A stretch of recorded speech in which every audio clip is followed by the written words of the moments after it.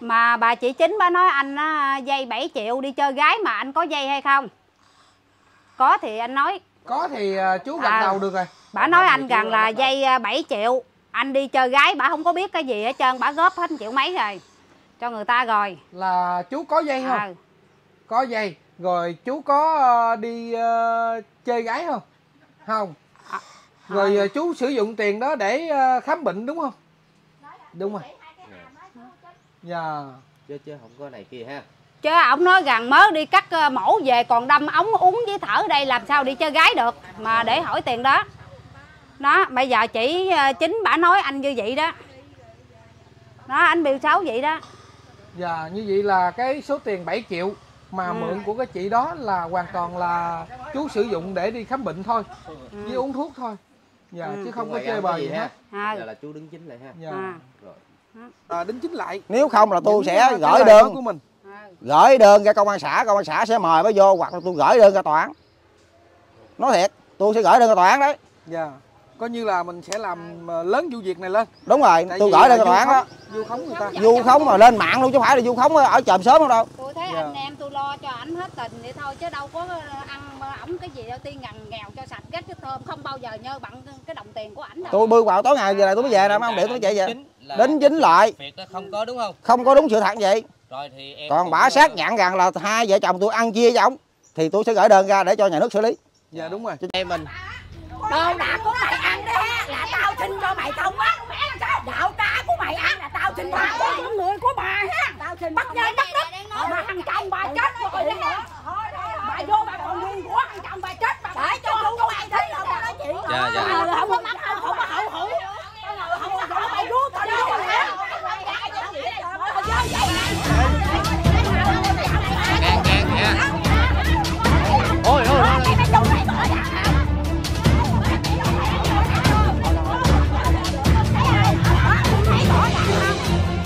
Thôi bỏ đi.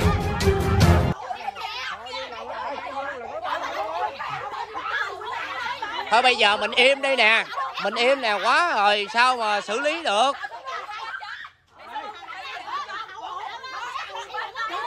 Dạ thôi.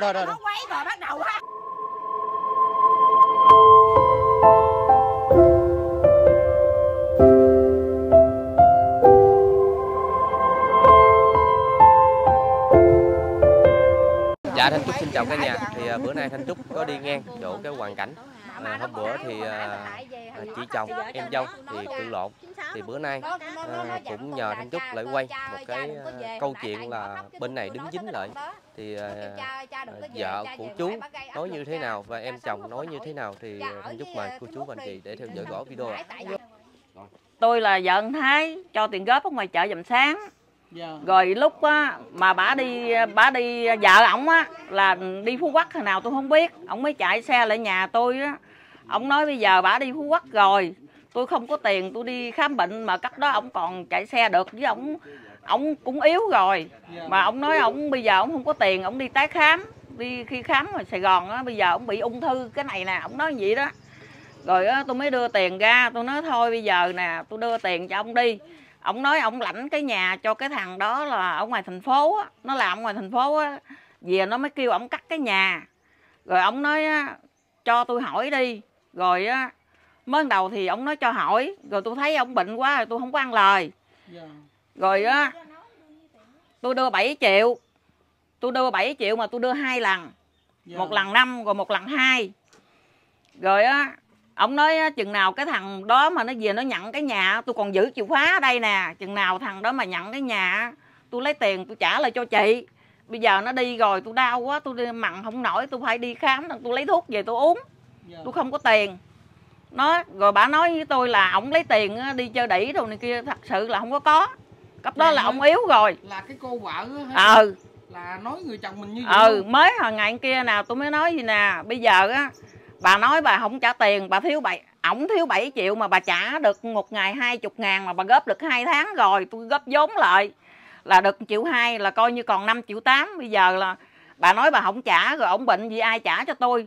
Cái ông nói, bà nói coi như là không có ai trả, chứ cái tiền đó là tiền đi chơi đỉ. Mà bây giờ hỏi ổng coi có đi chơi đỉ không. Nó giờ chú qua chú hỏi đi coi ổng có lấy tiền tôi đàn ông đi chơi đẩy không mà bây giờ nói vậy đó. Có nghĩa là muốn xù tiền chị luôn rồi. Rồi tôi nói bây giờ tôi không có ăn lời, bây giờ có nhiêu thì trả cho tôi nhiêu đi, nhiêu tôi cũng lấy hết á. Rồi tôi cho bớt lại nữa chứ tôi không có tiền đó là thật sự là ổng không có đi chơi đẩy mà đừng nói quan trọng. Tôi cho mượn còn không mang ơn, tôi nói tôi cho mượn tiền đàn ông đi chơi đẩy. Nó bây giờ qua hỏi ổng coi ổng có cái đó không. Bữa đó ổng ngồi đây nè, rồi vô hỏi mấy anh em ở trong này nè, mấy cô đó đó, hỏi ổng chứ tiền đó là tiền gì, ổng nói tiền đi khám bệnh. Ổng cũng nói rõ ràng gì đó. Rồi á tôi thấy ổng đi vô rồi tôi nói nè, thuốc này là uống ngừa ung thư nè. Tôi đưa ổng mới 2 thang thuốc là thuốc 2 vị. Tôi nói anh về anh cắt một cái thang thuốc này là anh cắt ra làm 3. Mà nó có 2 vị trong đó anh cắt nó có 2 lớp, anh cắt ra làm 3 đi rồi anh nấu anh uống. Nó hơi đắng nghe. Chị cho mượn tiền để đi khám bệnh. Rồi còn tặng thuốc cho đưa 2 thang thuốc cho ổng. Rồi tôi mới nói nè, ông cắt ngang gì nè là phân ra làm 3, ông nấu ông uống đi, nó hơi đắng ngang, nó khó uống lắm. Ông nói tôi uống được. Là cấp đó là bả đi thành phố, bả đi Phú Quốc đó. Rất là khó cho chị ha. Có nghĩa là cho mượn tiền để đi khám bệnh, nhưng mà bây giờ cô vợ thì lại trốn tránh trách nhiệm, đổ thừa là chồng mình ăn chơi, cái lúc dùng cái tiền đó để ăn chơi. Cái lúc mà ông bệnh rồi nhưng mà ông còn làm cá dưới sông được, thành ra bả có bán cá, bả góp cho tôi một ngày là 20.000. Ông nói làm sao đó bả mới góp, chứ cấp đầu là bả cũng trống chứ là bả không góp. Rồi á ổng mới nói làm sao đó bả mới góp cho tôi một ngày 20.000, là góp 2 tháng là được 1,2 triệu, là còn được 5,8 triệu bây giờ nè. Hiện tại bây giờ là 5,8 triệu. Nhưng mà chị không có lấy lại được. Không có lấy lại được, nhưng mà có thí dụ đi có trả thì cũng như trả lần trả nhiêu tôi cũng lấy, nhưng mà tôi cũng cho bớt lại nữa chứ tôi không có lấy bằng như vậy, tôi cũng như giúp đỡ bớt là vậy đó. Có nghĩa là chị nữa muốn cho mà coi như là tiền. Chứ bây giờ không trả luôn á thì coi như nó cũng đau. Bây giờ tiền tôi cho mượn mà, chứ tôi đâu có ăn lời gì đâu. Bây giờ anh em đi qua hỏi ổng coi đồng tiền đó là đồng tiền gì, mà nói ổng lấy đồng tiền đó chơi đẩy là quan cho ổng mà quan cho tôi. Tôi nói thiệt. Em em xin chân thành cảm ơn những chia sẻ của chị. Ngày hôm kia tôi gặp bả, tôi nói gì nè, bà Thu ơi, bây giờ á ông chồng của bà bệnh nhiều lắm rồi. Bữa đó tôi có vô thăm, mà bây giờ á bà trả tôi được 1,2 triệu rồi, mà bây giờ ổng bệnh rồi ổng không có tiền trả, rồi bà nói không trả nữa, ai trả cho tôi đây? Cái bà nói coi như là không có ai trả hết trơn á. Đồng tiền đó đồng tiền đi chơi đẩy, mà thật sự là không có. Bây giờ chú qua chú hỏi ổng đi là không có. Thì bà nói giờ coi như không trả đó, đồng tiền đó là đồng tiền chơi đẩy đó, không trả đó. Đồng tiền ăn chơi ha.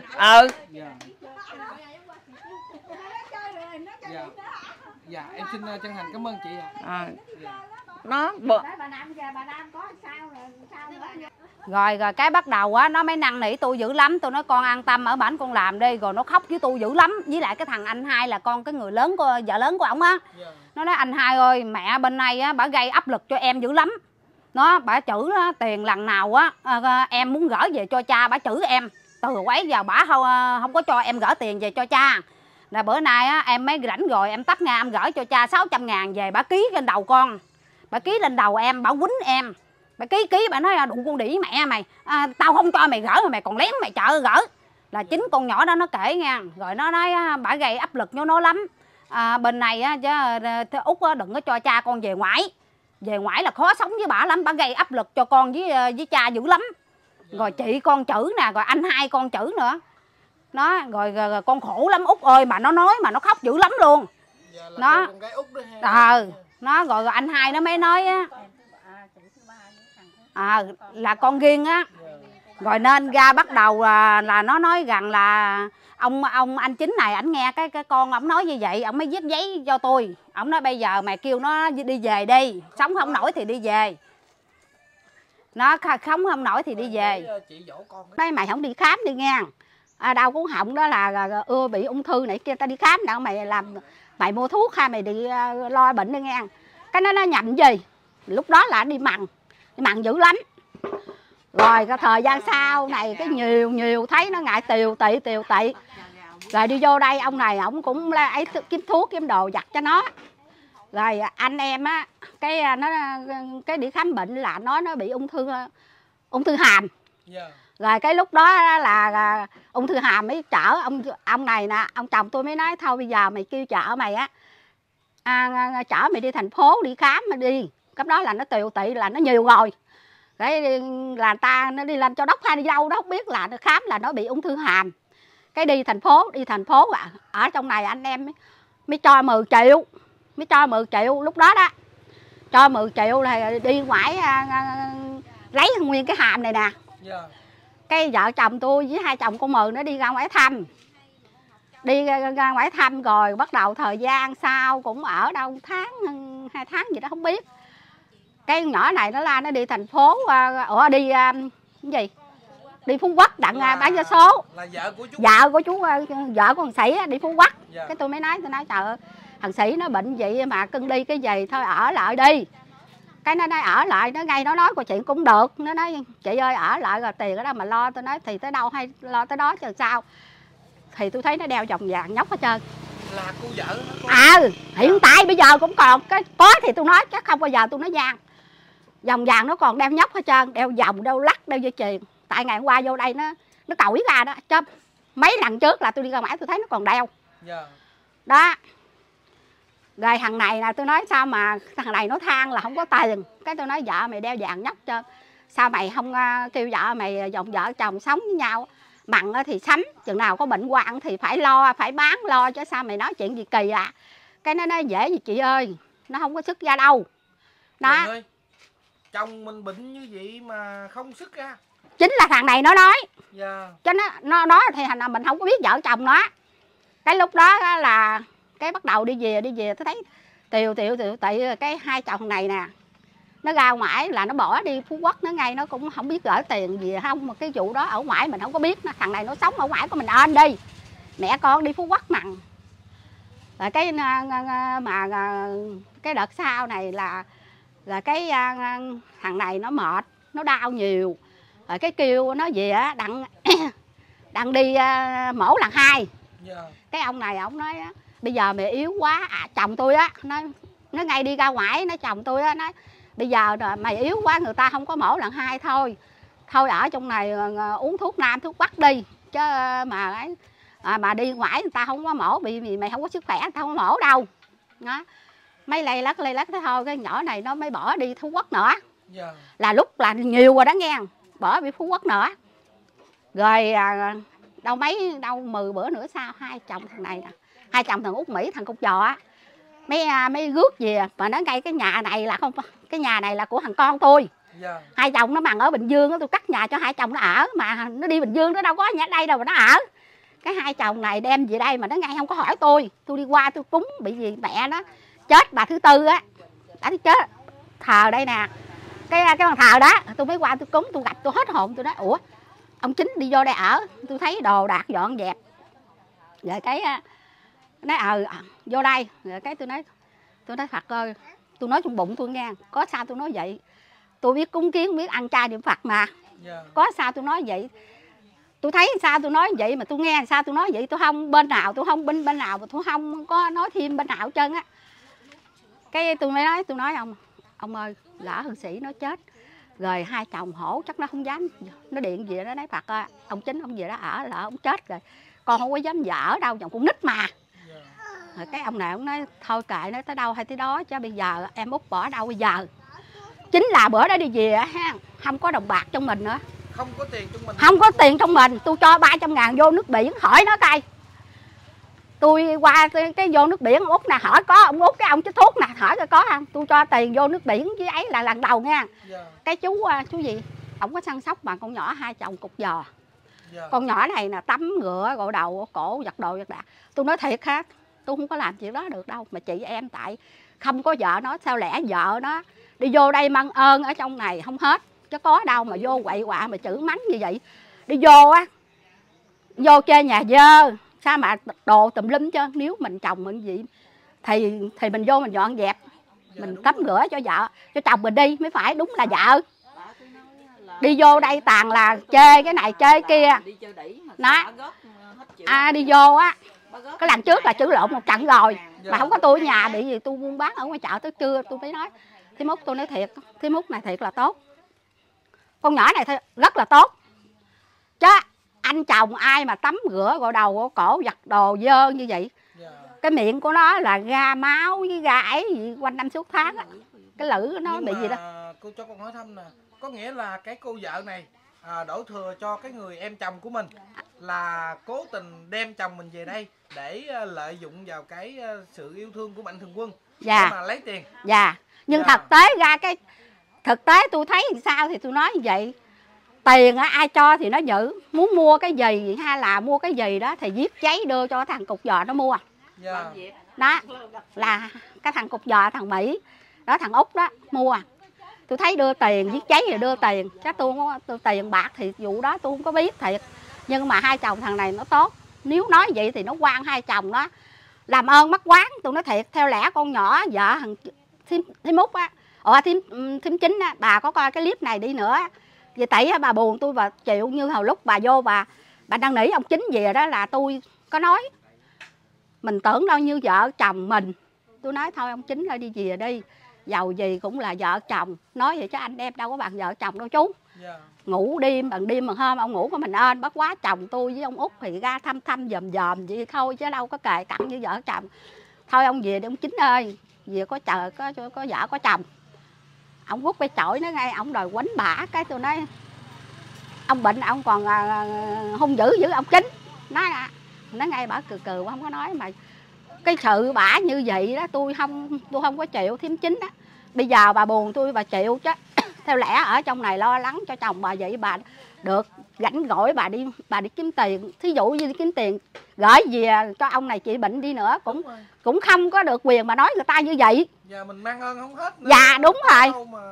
Tôi nói thiệt với chú hen, mướn tôi một bộ một ngày vậy 50.000 tôi chưa làm nữa. Con nhỏ này nó vô tắm rửa nấu nước sắc thuốc đem ra. Theo lẽ đi vô trời ơi chết đâu. Cái lời đó là tôi không có nghe. Tôi nói nhỏ này nó tức nó bức xúc nó mới chửi lộn. Đợt trước á bà đi vô bà nói thằng này sao không chết đi chết cho rồi đi. Sống ăn không được uống không được rồi sống làm cái gì. Con nhỏ này nó mới tức, nó nói chị đi vô sao chị không mà với tôi. Chết đâu chết phức mẹ cho rồi đi.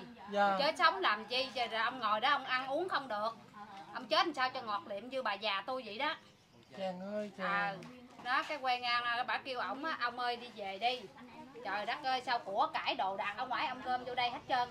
Nó rồi đâu hết trơn rồi, tôi mới bức xúc nó, tôi nó mới nói rằng á ảnh gom vô đây không tiền không bạc. Nè lấy cái này gắn cho nó đi chú. Thuốc men ăn uống.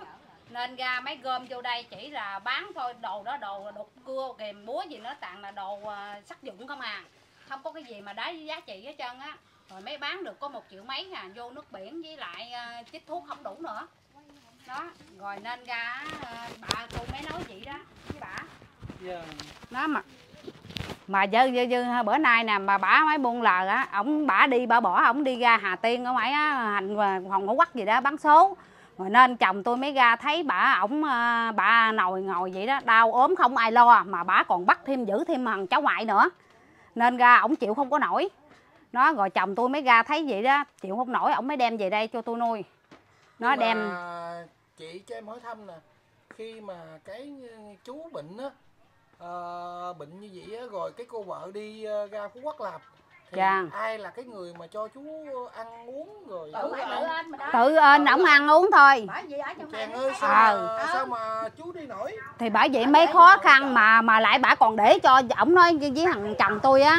Bây giờ á anh á thì cũng hơn mệt khó khăn mà bây giờ nó bắt tao giữ thêm thằng cháu ngoại không đưa đi học á thì nó cự tao. Nó chửi tao. Ông Mỹ nói thôi, ông chồng tôi mới nói thôi bây giờ á ông soạn đồ đi, tôi đem về chổng tận tôi nuôi. Cho vợ tôi sắc thuốc cho ông, mà anh em của bả ở đó nhóc hết trơn, mà củi hết trơn, không có bữa củi được. Ông ra ông bữa ông nói ông mệt, ông muốn xỉu. Rồi tôi mới thấy vậy, tôi nghe nói vậy, tôi mới kêu chồng tôi á thôi ông đi ra ngoài anh chở anh Chính về đây đi. Rồi tôi ở đây tôi giữ cháu nè, sẵn tôi sắc thuốc sắc men tôi lo lắng cho ảnh cho. Nó đem về đây tôi lo cho ảnh. thuốc men mà bả nở lòng nào bả nói vợ chồng tôi đem về đây, đặng thằng Cục á, nó đem về đây con người nó sống vì tiền. Nó đau ốm là chỉ là nó đăng lên nó xin tiền người ta không. Bởi vậy nên nó đem ổng về đây đặng nó đăng lên đặng nó xin tiền, đặng vợ chồng nó ăn.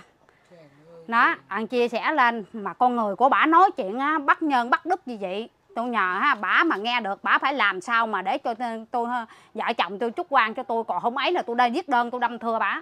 Dạ, đúng rồi. Tôi nói thẳng đó nha. Mình xuất phát từ cái tấm lòng của mình. Thì bởi vì mình nghĩ là anh em trong nhà. Anh em là như anh của ông Mỹ cũng như anh của tôi rồi. Dạ, mình cũng không có nghĩ ngợi gì gớm ghê máu me hết trơn. Mình sẵn lòng mình lo. Nó mà không ngờ con người của chị độc ác, khốn nạn mà đi vô mà nói vợ chồng tôi đem vô đây thứ ham tiền, đem vô đây đặng lấy tiền đặng ăn. Chia sẻ với mấy bà chị đây nè. Rồi cái chị qua vô bả chửi tôi, bả nói dùng đồ á mà mấy con quỷ ăn theo. Mấy con quỷ đó nó chia tiền với ổng. Mấy chú không có biết đâu, nó đăng lên vậy đó đặng nó chia tiền. Còn bà chị thứ 10 với bà chị thứ 6 á thì phiên tôi biết cái chuyện tôi quá khứ mà bả quá khứ gì. Bả nói bả sức tiền ra bả lo cho chồng là tốn bạc 100 triệu. Mà 100 triệu mà bả để cho bả lo, bả nói bả lo cho chồng mà để cho chồng bả đứt ngang cái lưỡi. Nói chuyện không được, ăn uống không được. Mà lại chồng á đang đau ốm như vậy nè mà bả bỏ bả đi Hà Tiên. Bả bỏ bả đi Hòn Ngũ Quắc, bả không lo cho chồng bả. Nó, bả không lo. Bả không lo lắng mà bả chở vô đây bả nói ngược lại tôi ăn tiền ăn bạc, tôi nhờ bà con cô bác phải giải quyết giùm tôi này chuyện này. Còn Nguyễn bả không làm sáng tỏ, không lấy lại cái sự quang minh cho vợ chồng tôi đấy ha, là tôi đâm đơn tôi thưa bả. Tôi dẫn thằng tôi đâm đơn tôi đưa thẳng lên huyện tôi thưa bả đó. Mình đang làm người tốt thì lại bị gieo cái tiếng ác, làm cho quý cô chú anh chị bởi vậy cộng đồng mạng hiểu lầm mình là mình chụp lại. Thì bởi vậy thì bây giờ là nói chung đây bả làm sao mà lấy cái sự quang minh cho vợ chồng tôi đỡ nè. Bây giờ bả biêu xấu vợ chồng tôi vậy đó. Mà tôi thật tình đó, anh em tôi rất là thương ổng. Tôi rất là thương ổng. Mình lo cho ổng từng ly từng tí. Bây giờ nè, không tin qua bển coi thử coi. Tôi chia sẻ ổng ra tôi ăn ổng được cái gì. Sáng tôi bưng ra ly thuốc, quay ngang tôi đổ một đống tả. Lớp nào là ổng ói, ổng đờm bọng gì ha, cho một bọc mà ai mình nhìn tới mà không ói tới xương nữa. Không tin hỏi coi tôi lần nào ha, tôi muốn đi ra tôi đổ cái đó. Tôi không có ăn cơm. Tôi không có ăn cơm nha. Tôi ra tôi đổ ha, đổ rồi tới chừng nào mà tôi vô ha, tôi quên, tôi nói chuyện đông tiện tay tôi húp thí mẹ nửa chén thôi. Nhờ vô cho nó thôi. Nó rồi một lát tôi đi ra tôi tắm rửa cho ổng rồi tôi giặt đồ tôi phơ lên, tôi lau nhà quét nhà. Rồi cỡ giấc chưa gì nè, ra luyện thêm một bọc. Rồi bưng ra chén thuốc ra, bưng chén thuốc ra cho ổng rồi luyện một bọc. Nó đâu phải không đâu, rồi lau mình lau mẩy cho ảnh. Tôi nói thiệt đó, nhiều khi tôi cũng ngại lắm. Mình là em dâu mà mình lao cho anh chồng vậy, sợ nhiều khi người ta qua lại người ta vậy nghĩ thôi, mình sợ cũng hơn sợ mà thôi kệ, nghĩ rằng là ảnh thương tội nghiệp ảnh thôi. Bây giờ mình săn sóc cho ảnh đi. Bây giờ chỉ về tới rồi thì chỉ đem về ngoại, chỉ làm gì làm đi. Mình săn sóc cái lúc chỉ vắng nhà. Thì bây giờ chỉ về tới thì mong chỉ đem về ảnh về ngoại đi. Thì rửa ra ảnh không chịu về thôi. Chứ đâu phải vợ chồng tôi mà dịnh lại đây mà lấy tiền đăng lên lấy tiền ăn đâu, mà chỉ buông lời chỉ nói cái câu đó đó. Hồi sớm mơ với giờ tôi cũng nghĩa là chị cũng nói với chú bị bệnh đó là anh về ngoại đi, vợ anh về rồi. Thì bữa đó tôi cũng có nói. Tôi mới nói thôi anh Chính ơi, chị Chính bà vô bà năn nỉ thấy tội nghiệp quá hà. Thôi bây giờ cái lúc không có chị Chính ở nhà thì tôi với ông Mỹ lo cho anh. Bây giờ thôi anh Chính á, bây giờ chị Chính bà về rồi, thôi anh đi về ngoại đi cho chị lo. Vợ chồng nó lo gần gũi hơn nữa, nó dễ hơn. Còn tôi thì lo thuốc men anh, chứ ban đêm không có gần gũi bên anh được. Cái ổng nói, ổng mới viết giấy ra, ổng nói về ngoại á, Nguyễn á, anh sống ở đây á thì anh còn sống được nhiều ngày nữa. Nguyễn anh về ngoại là nội trong ngày mai anh chết liền. Tại hỏi tại sao mà ấy, cưng không có biết cái ý của nó đâu. Nó vô đây nó nói ngon nó ngọt, giữa ra có anh em thì nó nói vậy, về ngoại nó đối xử với anh khác nữa, chứ không có phải vậy nữa. Nó giống như là muốn chối bỏ cái trách nhiệm. Em nó nghe cái chuyện ở ngoại nói là tự nhiên ông anh ông chồng của chị đó đòi đi về đây, không có phải không ai đuổi cái xô, là sự việc là nó như vậy. Nó chứ là kêu ổng đi về ngoại cũng nhiều lần lắm rồi mà ảnh không có chịu về. Nó chứ đâu có ai ép buộc đâu. Chị, còn ngoài ra thì em có nghe thông tin đó là cái người chú mà bị bệnh nè là có từng vay tiền cái lúc mà chưa bệnh á, thì vay tiền để mà đi ăn nhậu, ăn chơi đồ, cái câu chuyện đó như thế nào chị có thể kể cho em? Cái chuyện đó thì tôi không có hiểu được, không có biết ở ngoại ông vay hỏi làm sao, mình chẳng đó mình không có biết cái vụ tiền bạc đó. Mình không có biết thôi. Còn cái giữa đó đó, bả nói đó, mỗi tuần bả mỗi gửi về, mỗi tháng bả mỗi gửi về cho ổng 1.700.800, ổng gửi là nói chung gửi liền hoài luôn. Mà cái số tiền đó đằng này là vợ chồng tôi không có thấy. Cái chị bữa đó là con nhỏ gái út của ổng, là con nhỏ 14 tuổi đó, là nó mới gửi về, nó điện ổng, nó nói chú Út ơi, con gửi về cho cha con 600.000. Chú Út ra ông ngoại lấy tiền về giùm cho cha con. Rồi ông chồng tôi ổng mới đi ra ngoài, là ông ngoại nó đưa 600.000 thôi. Là từ hồi nào tới giờ mới thấy là có 600 thôi, chứ không có tiền bả nói bả gửi về ở đâu đằng này không có biết tới. Chỉ có 600 thôi. Mà bữa đó con nhỏ con của ổng vô nó hỏi gửi 600 mà tại sao đi lên có 500. Mà ở trong YouTube đó mở lên người ta nói 600 đàng hoàng. Ông này ông về ông nói với ông này là chú đệ có quay lên. Mà nó đi buông lời, nó nói ông này đâu hết 100. Đó. Rồi đó nó ở bển, nó nói nó ở bên Hòn Phú Quốc á. Mẹ bữa đó nó điện về tôi, nó khóc nó lóc, nó năn nỉ tôi. Nó nói thím Út ơi, thím làm ơn thím nuôi giùm cha con, thím săn sóc giùm cha con đi. Chứ cha con á về ngoại sống không có được với mẹ con đâu. Mẹ con gây áp lực cho cha con dữ lắm. Là chính người con gái của mình năn nỉ chị ha. Năn nỉ tôi luôn. Nói năn nỉ thím phải thôi lo giùm con đi, con suốt đời này luôn lúc nào con cũng nhớ ơn thím hết trơn. Nè bà Năm bẩm đi bà Năm. Nói suốt đời luôn lúc nào tôi cũng mang ơn thím nhiều dữ lắm. Đó.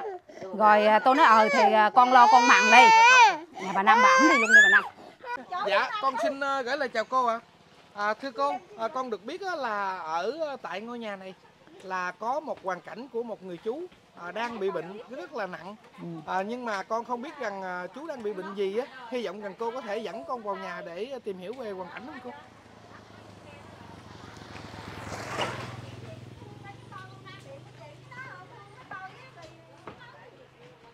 Dạ, như vậy là chú ở đây hả cô? Dạ. Nhà bà chị thứ tư. Là chú cô xích lại chú ngồi kế chú của cô để con trò chuyện chút xíu nha. Dạ, cô cho con hỏi thăm là chú bị bệnh gì mà con thấy nặng cái gì cô? Bệnh ung thư hoành họng đó. Là tôi là chị dâu á, chị dâu thứ 5. Cô là chị dâu của chú. Còn chú bị ung thư hoành họng. Dạ, con thấy chú ốm quá nè. Mấy gà nó mệt hoài đó. Dạ. Nó mệt hoài à. Rồi chú bị sưng nữa kìa. Sưng nó đắp thuốc cho nó ra bớt. Chứ nó thở không được. Dạ. Chú nói là nó ốm rồi đó. Ốm đó nghe. Ốm. Dạ thưa cô, rồi cô cho con hỏi thăm nè, vợ con của chú đâu cô? Vợ con của chú đi mần ở Phú Quốc á. Rồi là vô xối xả luôn. Kêu về, mà không về mà chửi mắng dữ lắm. Tôi thấy cũng đứt ruột lắm. Chàng ơi, chàng tội nghiệp cái gì cô? Rồi vô một thao khăn đó, vô về nhà cửa dơ giấy, thua hôi hám, lây chết. Cái tao nói vậy là đây tao với lại Thế Múc là lây chết, kệ đi. Rồi đó mà mình bóng khăn đó, giặt đi. Nó không giặt á thì nó quýnh, thèn ơi nó đau ống, nó quýnh gì nó bị cưng trộn lên. Bà khăn nó trộn lên đi rồi giặt. Chứ không quýnh đâu. Rồi cô cũng kêu nó về nữa. Mà em không về biết sao giờ. Dạ có nghĩa là chú này là có vợ có con. Nhưng mà vợ con thì đi làm ở Phú Quốc. Đi làm. Cho rồi nên là chú phải một mình là ôm một cái căn bệnh như vậy chịu. Căn bệnh đó. Rồi nó đem cháu nó để đây luôn. Là sao cô? Cháu là sao cô? Cháu ngoại của nó đó. Đem vô đây rồi giao ở đây. Dạ. Vô đây rồi sáng mới rước về ngoài. Bắt chú này giữ đứa cháu ngoại hả? 8 tuổi rồi đó. Chàng ơi sao chú giữ được cái thân? Bởi vậy lo chưa xong nữa kìa. Đó. Nó mệt nó vậy thấy thùng hẹp mà đem dao vô gì đó. Dạ.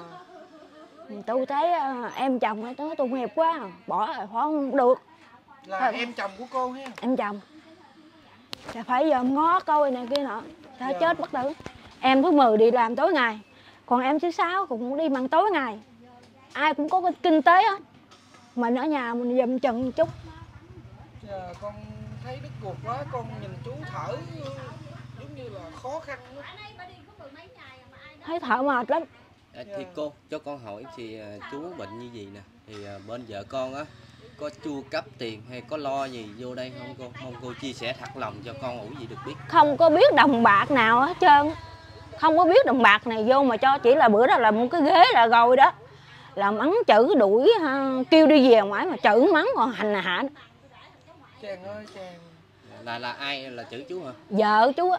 Vợ chú chữ chú hay? Chữ hung dữ. Chú có không? Chú có thì chú gật đầu. Ở đây là một cái người bệnh đang nói chuyện. Là vợ chú là chú sống ở ngoài với vợ chú là chửi chú dữ lắm hả chú? Chàng ơi, tôi nghe chú thì không có nói chuyện được. Chú chỉ cái gì kìa cây cô? viết. Chú chỉ cây viết rồi cô đưa. Chú cứ ghi lên rồi tụi con sẽ quay trình bày.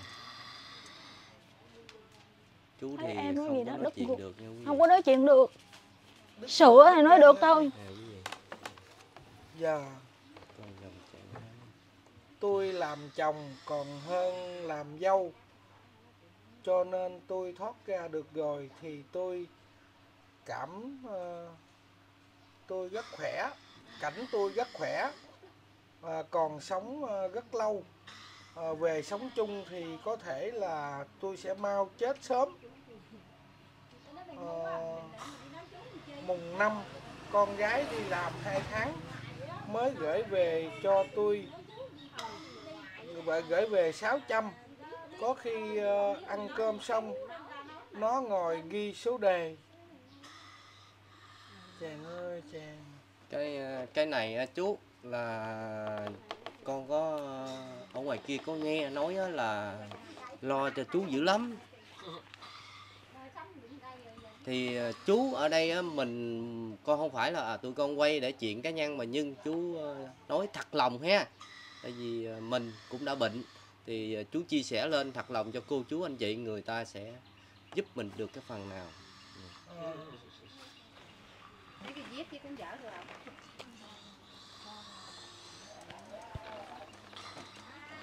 Chàng ơi nhìn cái cảnh chú thấy đất cuộc lắm. Quý vị ơi,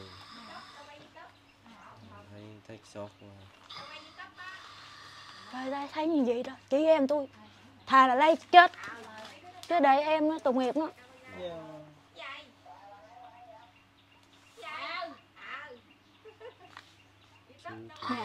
hồi mới vô mua dầu mua gu lau sạch sẽ nữa. Thưa quý vị khán giả, hiện tại thì chú không thể nói chuyện để giao tiếp với quý vị khán giả cũng như là với Ngôn cùng với Thanh Trúc. Nhưng chú có một cái cách giao tiếp, đó chính là chú sẽ ghi ra để mà trả lời những cái thắc mắc của mình muốn hỏi đến chú. Chú cái gì thì chú hạ xuống chút. Chuyện nói chung cũng vậy rồi, đừng nó quá thì nó ảnh hưởng tới sức khỏe.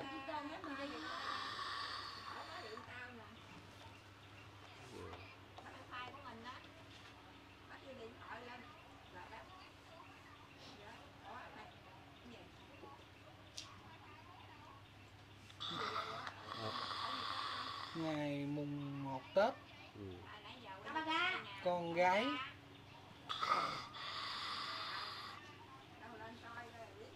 Út có giấu lại tiền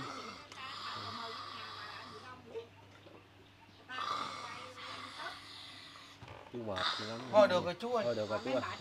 Thôi ghi nhiêu được rồi chú ơi. Rồi nghe là ba cưng. Được rồi chú ơi. Tức lắm, nó tức nói không được, nó tức lắm. Lấy cái khăn để ngay dàn cột hiểu rồi. Cho chú 300.000.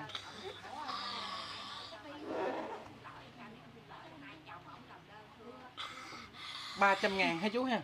3 triệu. Cho tới 3 triệu lận hả chú? Dạ. Như vậy là chú được con gái Út thương chú dữ lắm nha chú ha. Dạ, tội nghiệp chú quá.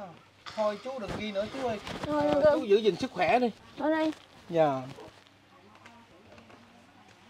Để con qua trò chuyện với những người chị em của chú á, để tìm hiểu cái nguyên do vì sao mà vợ của chú lại vào đây quậy như vậy nghe chú nha. Dạ. Trên đây, rồi trên đấy. Được chưa? Dạ thưa chú, thì ngày hôm nay á con tìm đến thăm hoàn cảnh của chú á, thì con thấy được là chú rất là khó khăn và hiện tại thì đang rất là cần sự giúp đỡ. Thì trong ngày hôm nay á, con ghé thăm chú á, thì con có 300.000 của một người bạn, đó chính là tên Hà Văn Đạt. Dạ, Hà Văn Đạt sẽ gửi cho chú là 300.000 nha. Ngoài ra thì có thêm một người chị nữa. Dạ, ngoài ra là có thêm một người chị nữa là chị Phạm Ngọc Quyên. Dạ, chị Phạm Ngọc Quyên sẽ gửi cho chú thêm là 500.000 nữa, là tổng số tiền là 800.000. Dạ, hôm nay con sẽ gửi cho chú nha chú nha, để chú có thể mua thuốc uống hoặc là vô biển ngày nào cũng vô biển chứ. Dạ. Được rồi, để con lấy tiền cho chú nha.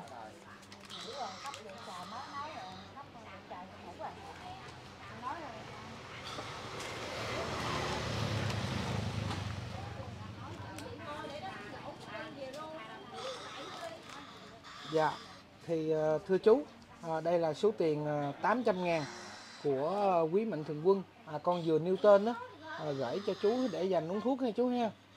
Dạ, thì con cũng nguyện cầu mong sao á cho chú có thật là nhiều sức khỏe để sớm hồi phục nha chú nha. Dạ, gắng lên nha chú.